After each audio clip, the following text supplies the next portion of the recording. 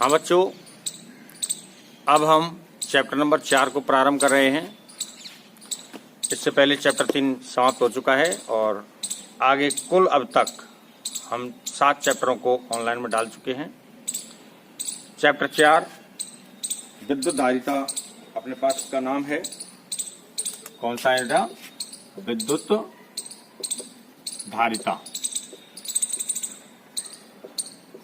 Electric capacitance chapter 4 है। इस chapter 4 में मुख्यतः 2 भागों में इसको हम तोड़ सकते हैं। पीछे एक डेरिवेशनल पार्ट रहेगा, आगे भी रहेगा। तो चैप्टर 4 में चलने से पहले मैं सबसे पहले आऊंगा पैराविद्युत पदार्थ पे। पैराविद्युत पदार्थ क्या होता है?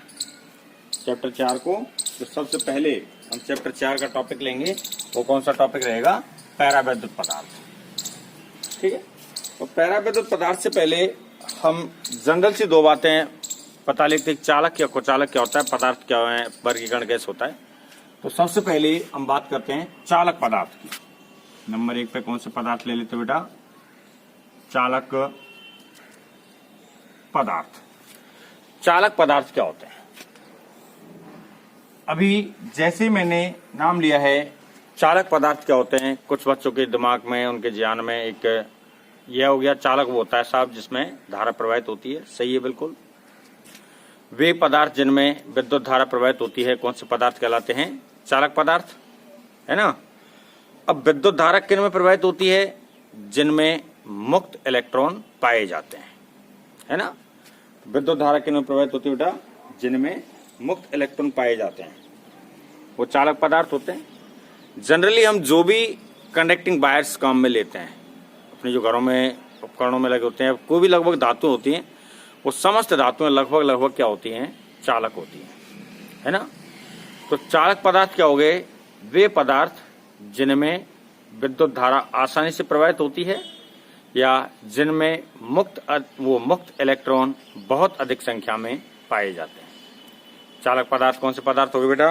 वे पदार्थ जिनमें विद्युत धारा आसानी से प्रवाहित होती है, अर्थात जिनमें मुक्त इलेक्ट्रॉन बहुत अधिक संख्या में पाए जाते हैं। कौन से पदार्थ कहलाते हैं? चालक पदार्थ कहलाते हैं। चालक पदार्थों में लगभग जितनी भी धातु हैं वो सभी के सभी किस्म आ जाती हैं चालक पदार्थों में। तो सामान्यतः समस्त धातुएं चालक पदार्थों में आती हैं।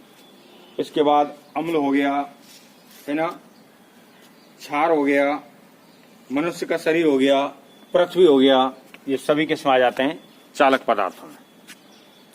तो चालक पदार्थ की डेफिनेशन अगर कहीं पे, हालांकि पूछेगा नहीं कभी, बहुत छोटे लेवल का क्वेश्चन है, फिर भी मान लो 1% क्यों कहें कि हाँ संभावना बनती से आ गया तो चालक पदार्थ क्या हो गया? चालक पदार्थ को कैसे लिख सकते हैं?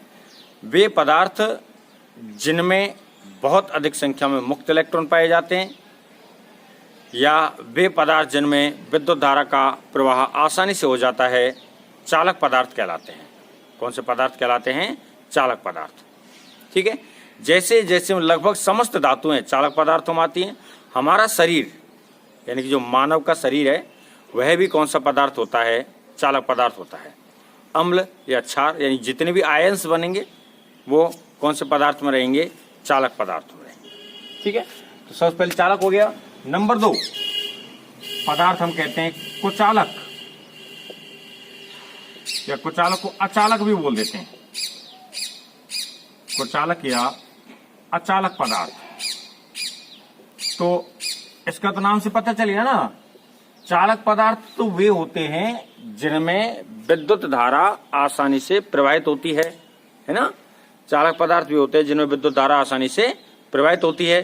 तो कुचालक पदार्थ क्या हो गया? जिनमें विद्युत धारा आसानी से प्रवाहित नहीं होती है। भाई चालक के आगे क्या लग गया? लग गया ना, तो अचालक हो गए, है ना। तो चालक पदार्थ तो वो हो गए जिनमें विद्युत धारा आसानी से प्रवाहित होती है। तो अचालक क्या हो गए? जिनमें विद्युत धारा आसानी से प्रवाहित नहीं होती है या जिनमें मुक्त इलेक्ट्रॉन नहीं पाए जाते हैं, है ना। जिन पदार्थों में मुक्त इलेक्ट्रॉन नहीं पाए जाते हैं या जिनमें विद्युत धारा आसानी से प्रवाहित नहीं होती है, कौन से पदार्थ कहलाते हैं? कुचालक पदार्थ कहलाते हैं। कौन से पदार्थ कहलाते हैं? कुचालक पदार्थ कहलाते हैं। जैसे हम एक सूखी लकड़ी ले लें, ठीक है, और कई बार अपन घरों पे रहते हैं तो सूखी लकड़ी से क्या करते हैं, तार को हटाते हैं या तार को हटाने में मदद करते हैं। कई बहुत सारे अपन कनेक्शंस कर रहे होते हैं, तार लगा रहे होते हैं, तो वहाँ सूखी लकड़ी काम में ली जाती है, गीली लकड़ी काम में नहीं ली जाती, क्योंकि गीली लकड़ी रहेगी वो किस में रहेगी, चालक में, और सूखी लकड़ी रहेगी वो किस में रहेगी, कुचालक में, है ना। तो वे पदार्थ जिनमें विद्युत धारा प्रवाहित नहीं होती है या जिनमें मुक्त इलेक्ट्रॉन नहीं पाए जाते हैं, कौन से पदार्थ कहलाते हैं बेटा, कुचालक पदार्थ। कौन से पदार्थ कहलाते हैं, कुचालक पदार्थ, है ना। तो कुचालक पदार्थ हो गए। अब कुचालक पदार्थों का एग्जाम्पल जितने भी अपने ज्ञान में भी अपन आस पड़ोस में देखते हैं, प्लास्टिक हो गया कुचालक होता है, शीशा हो गया कुचालक होता है, सूखी लकड़ी हो गई कुचालक होता है ना। तो इस प्रकार से कुचालक पदार्थ है। अब तीसरा जो पदार्थ कह रहा हूं वह होता है बेटा पैरावैद्युत पदार्थ। कौन सा होता है, पैरावैद्युत पदार्थ। यानी कि अभी तक जो मैं बता रहा था चालक पदार्थ या कुचालक पदार्थ, वो तो शायद क्या आपने पढ़े ही होंगे, अभी तक उनके बारे में तो आपने पढ़ रखा ही होगा। लेकिन पैरावैद्युत पदार्थ वे पदार्थ होते हैं जिनके कारण या जो अपने आप में विद्युत धारा के प्रवाह को तो प्रदर्शित नहीं करेंगे, यानी कि उनमें विद्युत धारा प्रवाहित तो नहीं होगी, लेकिन जैसे ही इनको विद्युत क्षेत्र में रखा जाएगा ये विद्युत धारा के प्रभाव को प्रदर्शित करेंगे कि हाँ यहाँ पर विद्युत क्षेत्र लग चुका है और यहाँ पर विद्युत क्षेत्र उपस्थित है। ठीक बेटा, तो पैरावैद्युत पदार्थ हो सकता है शायद आज आपने पहली बार ही सुने हो। इसको ही अपन आप जहाँ पे मैंने अपना टॉपिक आज इसी पे डिस्कस करना रहेगा। 3 प्रकार से पदार्थों को बांटा गया धारा के चालन के आधार पे, चालक पदार्थ, कुचालक पदार्थ और पैरावैद्युत पदार्थ।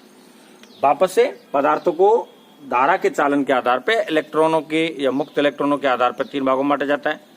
उनमें पहला पदार्थ लिए चालक पदार्थ, जिसके बारे में हम पढ़ चुके होते हैं, जानते हैं खूब क्या होता है बेटा, वे पदार्थ जिनमें विद्युत धारा आसानी से प्रवाहित हो जाती है या जिनमें मुक्त इलेक्ट्रॉन पाए जाते हैं, कौन से पदार्थ कहलाते हैं, चालक पदार्थ। जैसे समस्त धातुएं, मानव शरीर, अम्ल, क्षार, गीली लकड़ी आदि।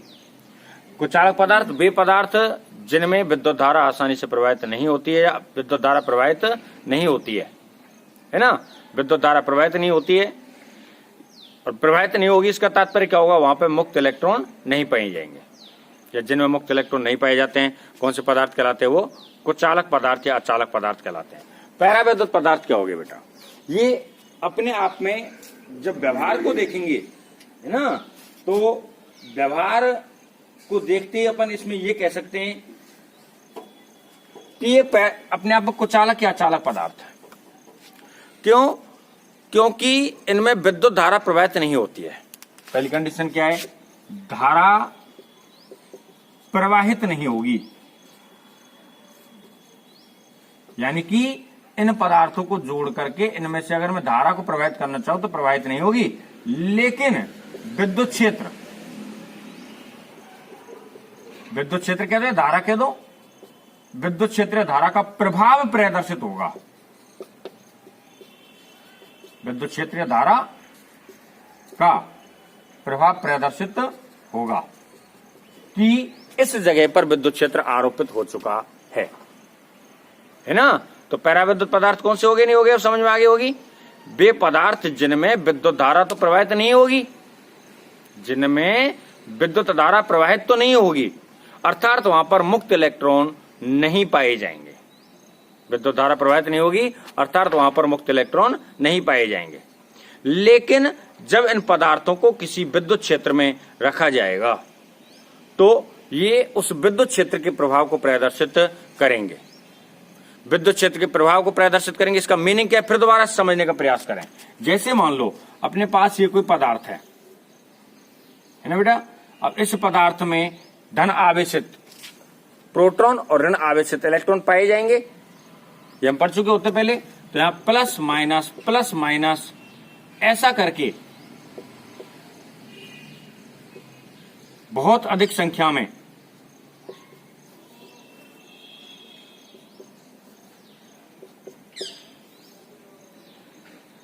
द्विध्रुव आघूर्ण उपस्थित रहेंगे या विद्युत द्विध्रुव उपस्थित रहेंगे, है ना। जैसे ये हो गया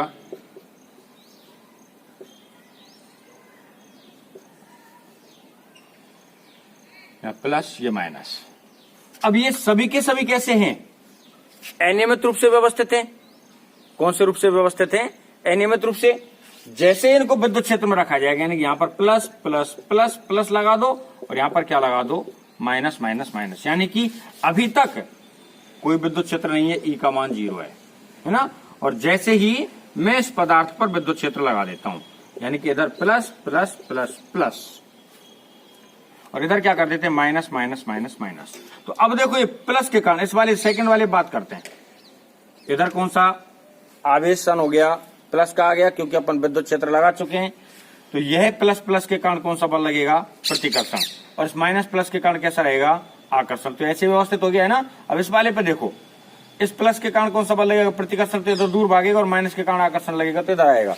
तो जितने भी द्विध्रुव थे उन सब के माइनस तो किसकी तरफ आ जाएंगे? प्लस की तरफ। और प्लस किसकी तरफ आ जाएंगे? माइनस की तरफ, है ना।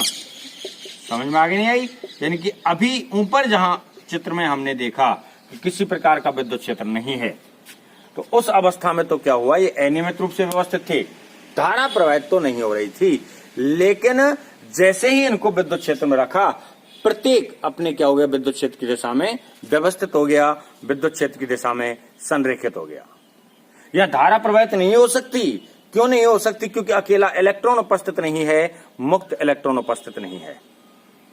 अगर इस पदार्थ के अंदर मुक्त इलेक्ट्रॉन पाया जाता तो धारा प्रवाहित हो जाती। मुक्त इलेक्ट्रॉन नहीं है। जितने भी इलेक्ट्रॉन्स इसमें उपस्थित हैं वो यहां धन आवेश प्रोटॉनों के साथ युग्म बनाए हुए हैं, विद्युत द्विध्रुव बनाए हुए हैं, है ना। विद्युत द्विध्रुव चैप्टर नंबर 1 में मैंने बताया क्या होता है। जब दो विपरीत आवेश कौन कौन से होंगे? एक धनावेश हो जाएगा और एक कौन सा हो जाएगा? ऋणावेश हो जाएगा। जब दो विपरीत आवेशों को एक दूसरे के निकटतम दूरी तक व्यवस्थित किया जाएगा, जब दो विपरीत आवेशों को एक दूसरे के निकटतम दूरी तक व्यवस्थित किया जाएगा, तो उस अवस्था में जो निकाय बनेगा उस निकाय को क्या कहेंगे? विद्युत द्विध्रुव। क्या कहेंगे उसको? विद्युत द्विध्रुव। ठीक बेटा। तो ये विद्युत द्विध्रुव हो गया। अब यहां जो इलेक्ट्रॉन्स नहीं है, यानी कि सेपरेट इलेक्ट्रॉन नहीं है, एक मुक्त इलेक्ट्रॉन तो नहीं मिल रहा है यहां पर एक मुक्त इलेक्ट्रॉन नहीं पाया जा रहा है। लेकिन यहां प्रत्येक जो इलेक्ट्रॉन है वो धनावेश के साथ क्या बनाया हुआ है? युग्म बनाया हुआ है, विद्युत द्विध्रुव बनाया हुआ है। तो इलेक्ट्रॉन होता तो यहां पर तो विद्युत क्षेत्र के कारण विद्युत धारा प्रवाहित हो जाती। अगर होता तो धारा कब प्रवाहित हो जाती? जब यहां पर क्या होता? मुक्त इलेक्ट्रॉन होता तो विद्युत धारा प्राप्त हो जाती। लेकिन मुक्त इलेक्ट्रॉन यहां पे है नहीं, तो विद्युत धारा प्राप्त नहीं होगी। अब लेकिन विद्युत धारा प्राप्त तो नहीं हुई ना। लेकिन दूसरी पोजीशन देखो, यहां हमने जैसे विद्युत क्षेत्र लगाया, ये जो अनियमित रूप से व्यवस्थित थे, ये सभी के सभी क्या हो गया? एक निश्चित दिशा में व्यवस्थित हो गए, एक निश्चित दिशा में संरेखित हो गए, है ना। तो इस घटना से विद्युत क्षेत्र या विद्युत धारा से धारा प्रवाहित तो नहीं हुई, लेकिन विद्युत क्षेत्र या विद्युत धारा का प्रभाव प्रदर्शित हुआ कि नहीं हुआ? हुआ। ठीक है। तो इस प्रकार के पदार्थ को कौन सा पदार्थ कह देते बेटा? पैरावैद्युत पदार्थ। इस प्रकार के पदार्थ को कौन सा पदार्थ कह देते हैं? पैरावैद्युत पदार्थ। तो पैरावैद्युत पदार्थ क्या हो गए? वे पदार्थ, ठीक है। पैरावैद्युत पदार्थ क्या हो गए? वे पदार्थ जो किसी प्रकार की विद्युत धारा का चालन नहीं करते। वे पदार्थ जो किसी प्रकार की विद्युत धारा का चालन नहीं करते, लेकिन विद्युत क्षेत्र में रखे जाने पर विद्युत धारा के विद्युत क्षेत्र के प्रभाव को प्रदर्शित करते हैं। यानी कि विद्युत धारा का चालन तो नहीं करेंगे, लेकिन जैसे ही इनको हम विद्युत क्षेत्र में रखेंगे, विद्युत क्षेत्र में रखे जाने पर यह विद्युत धारा के प्रभाव को प्रदर्शित करते हैं। ठीक है।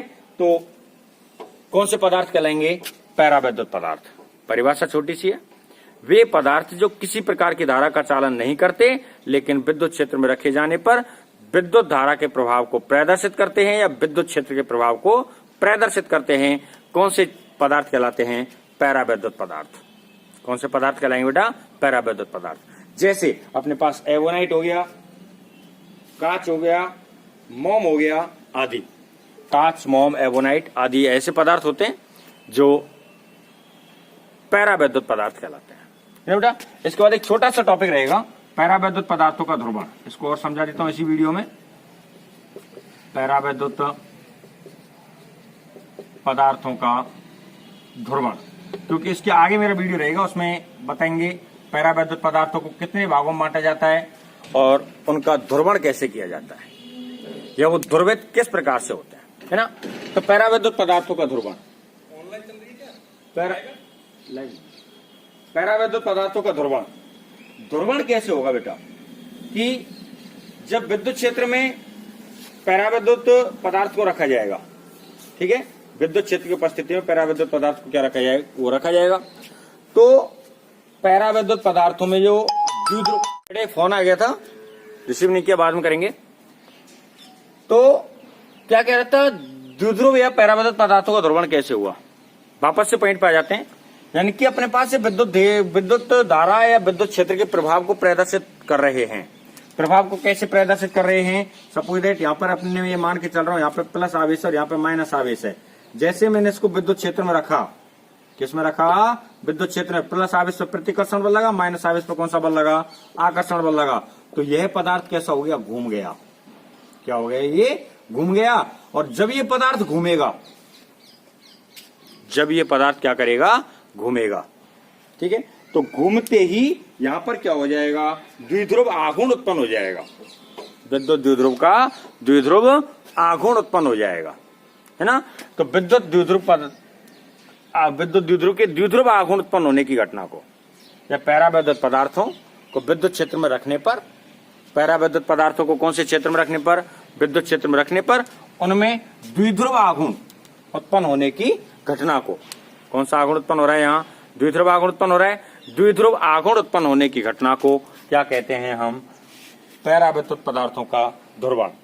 क्या कहते हैं बेटा, पैरावैद्युत पदार्थों का ध्रुवण, ठीक है। तो पैरावैद्युत, अभी मैंने इसमें वीडियो में बताया पदार्थों को धारा प्रवाह के आधार पर कितने भागों में बांटा जाएगा। तो उसमें आ रहा है 3 भागों में। एक अपने पास चालक पदार्थ होते हैं, वे पदार्थ जिनमें विद्युत धारा का प्रवाह आसानी से होता है, या वे पदार्थ जिनमें मुक्त इलेक्ट्रॉन पाए जाते हैं, कौन से पदार्थ कहलाते हैं, चालक पदार्थ। दूसरे हो गए अपने पास कुचालक या अचालक पदार्थ, वे पदार्थ जिनमें विद्युत धारा प्रवाहित नहीं होती है, या कह सकता हूं वे पदार्थ जिनमें मुक्त इलेक्ट्रॉन नहीं पाए जाते हैं, कौन से पदार्थ कहलाते हैं अपने पास, कुचालक या अचालक पदार्थ। तीसरे आते हैं पैरावैद्युत पदार्थ। पैरावैद्युत पदार्थ क्या है, वे पदार्थ जिनमें विद्युत धारा तो प्रवाहित नहीं होती, यानी कि करंट फ्लो तो नहीं होगा, विद्युत धारा तो प्रवाहित नहीं होती, लेकिन विद्युत क्षेत्र में रखे जाने पर, जैसे इनको किस में रखा जाएगा, विद्युत क्षेत्र में, विद्युत क्षेत्र में रखे जाने पर ये विद्युत धारा या विद्युत क्षेत्र के प्रभाव को प्रदर्शित करते हैं, इलेक्ट्रिक इफेक्ट शो करते हैं। विद्युत धारा या विद्युत क्षेत्र के प्रभाव को प्रदर्शित करते हैं, कौन से पदार्थ कहलाते हैं बेटा, पैरावैद्युत पदार्थ। चालक पदार्थों के एग्जाम्पल्स लेना चाहें, समस्त धातुएं लगभग किसमें आ जाती हैं, चालक पदार्थों में। समस्त धातु किसमें आ जाती हैं, चालक पदार्थों में, ठीक है।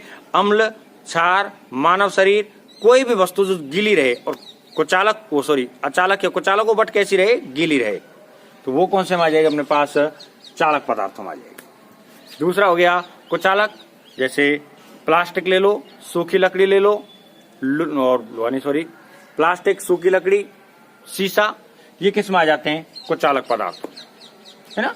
आगे आ रहा पैरावैद्युत पदार्थ, वे पदार्थ जो बता दिया आपको, ये तो वे पदार्थ जो विद्युत धारा के प्रवाह है को प्रदर्शित नहीं करते, प्रवाह को प्रदर्शित नहीं करते, प्रभाव को प्रदर्शित करते हैं, कौन से पदार्थ कहलाएंगे, पैरावैद्युत पदार्थ। जैसे एवोनाइट ले लिया, शीशा ले लिया, ठीक है, एवोनाइट, मोम, कांच आदि। आगे आ रहा है पैरावैद्युत पदार्थों का ध्रुवण कैसे हुआ। मैं छोटा सा बताऊं, यहाँ पे विद्युत क्षेत्र लगाया बेटा, विद्युत क्षेत्र लगाया तो इस प्रकार से क्या होगा, प्लस प्लस पे प्रतिकर्षण बल लगेगा, माइनस प्लस पे कौन सा लगेगा, आकर्षण बल लगेगा, जिसके कारण रोटेट हो जाएगा, ये तो इधर आना चाहेगा, ये इधर उधर जाना चाहेगा, है ना। तो अपने पास इस प्रकार से व्यवस्थित हो गया, पहले ऐसे था। तो ये जो द्विध्रुव बन रहा है, द्विध्रुव पदार्थ गुणन हुआ, द्विध्रुव पदार्थ का क्या हुआ, गुणन हुआ विद्युत द्विध्रुव का, है ना।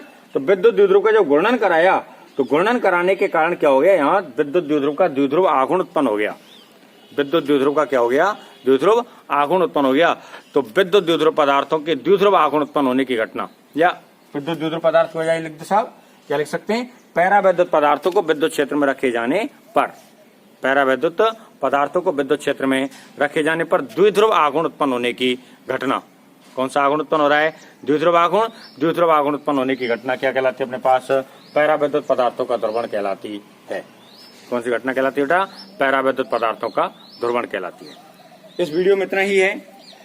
और एक बात फिर से कहूं बेटा, वो यह है कि कुछ मैं अभी 11वीं कक्षा की वीडियो नहीं बना पा रहा हूं, कुछ बहन भाई जो 11वीं कक्षा की वीडियो देखना चाह रहे हैं वो अभी अपना 12th क्लास की वीडियो ही देखें। कौन से क्लास की वीडियो देखें, 12th क्लास।